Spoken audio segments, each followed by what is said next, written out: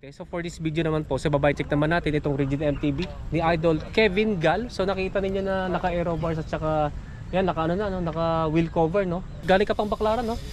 Bali first time mo pa lang nandito. Oh, first. Pero regular ka sa MOA no? MOA Lapper.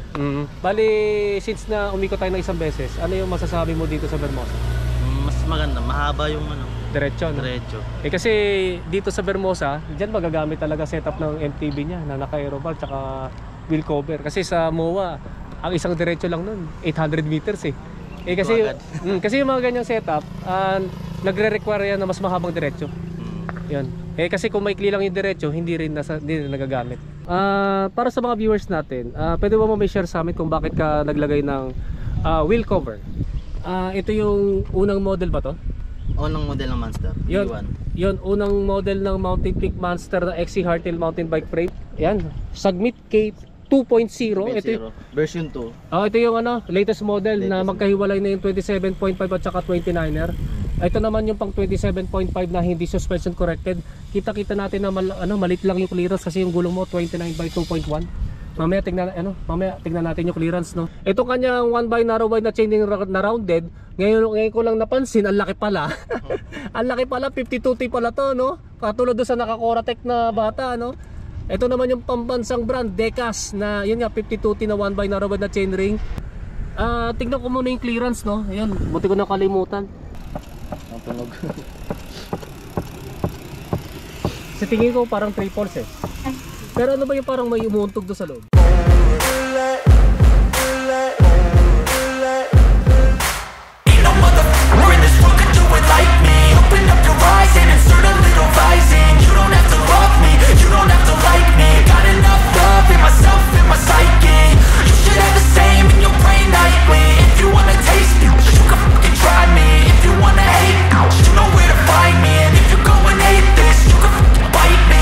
Cruising in my lane fast, call it high speed. I've been working hard, yeah, I've been working nightly. If you think you'll win, ha, not likely. I be taking shots, yeah, cold-blooded, icy. Watching numbers grow is what I call sightseeing. In the front row, run it up when they hype me. The following grows, they know how to ignite me. Call me CEO, I've been running right, see.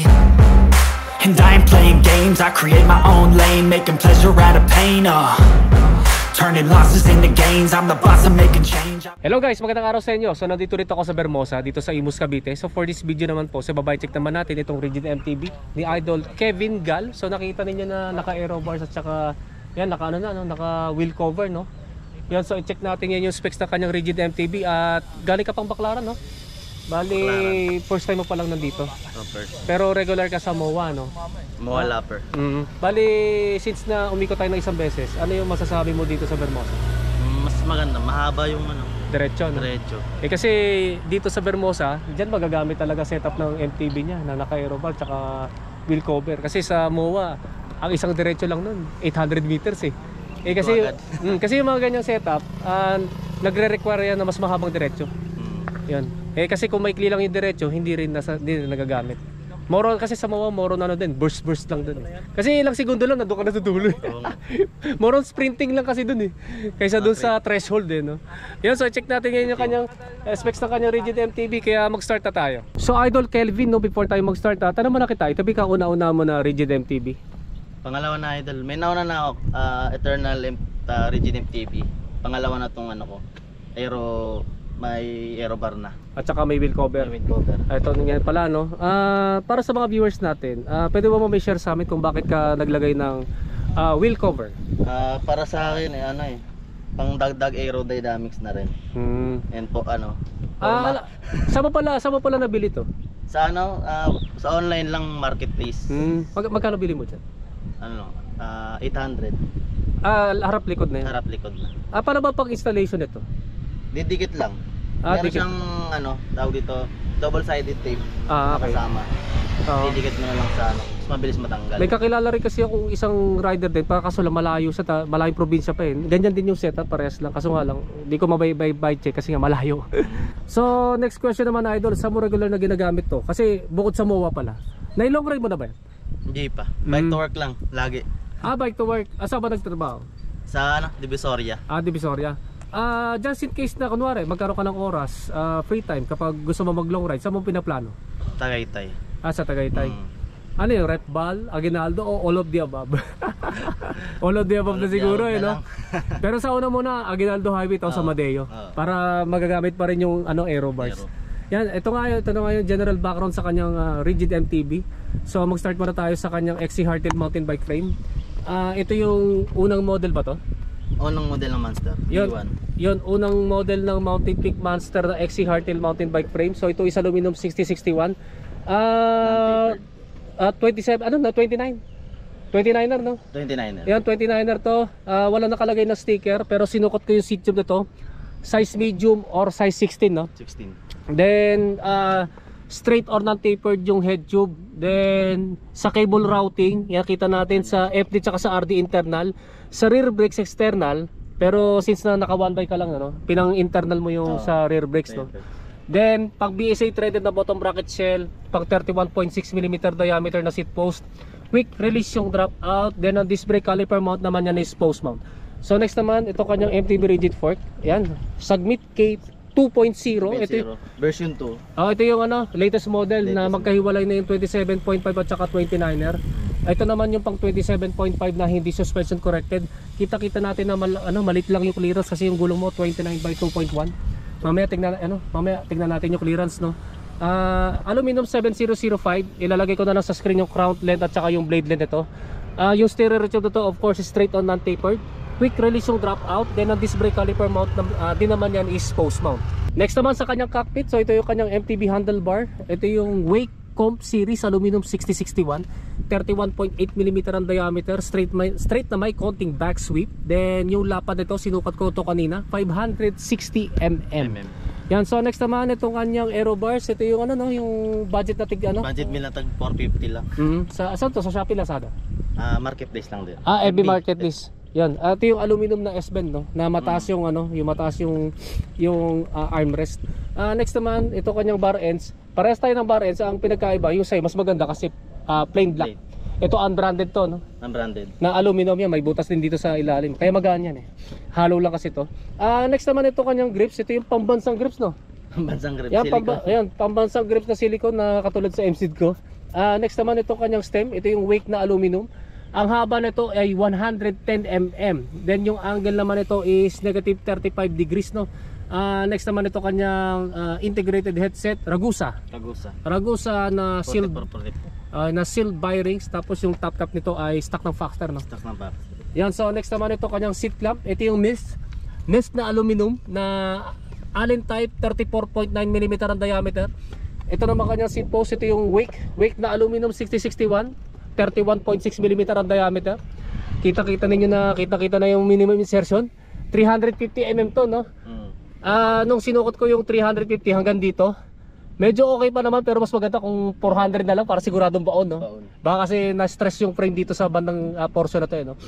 Yung seat post niya, setback na may single ball clamping system. So next naman ito kanyang saddle. Ito yung sa stock na kisto no. Na walang butas sa gitna, malambot and flexible. Steel railings. So ano yung feedback mo dito sa saddle mo, idol? Okay naman. Medyo pag matagal tayong ride, masakit sa singit no, tsaka sa puwet no. Yun, so ito nga yung kanyang feedback dito no. Next naman sa kanyang drivetrain, yun nga nakapambansang drivetrain din ito no, 1x, so wala kayong makikita na front shifter, front derailleur at saka extra chainrings. Ito kanyang rear shifter, ito yung Shimano Altus, pagkaalam ko M370 to na pang 9 speed no. Next naman ito kanyang MTB crank. Ito yung pambansang MTB crank na I accept Janko na Halotech. Then I accept din yung di ba? Yung bottom bracket, stock din.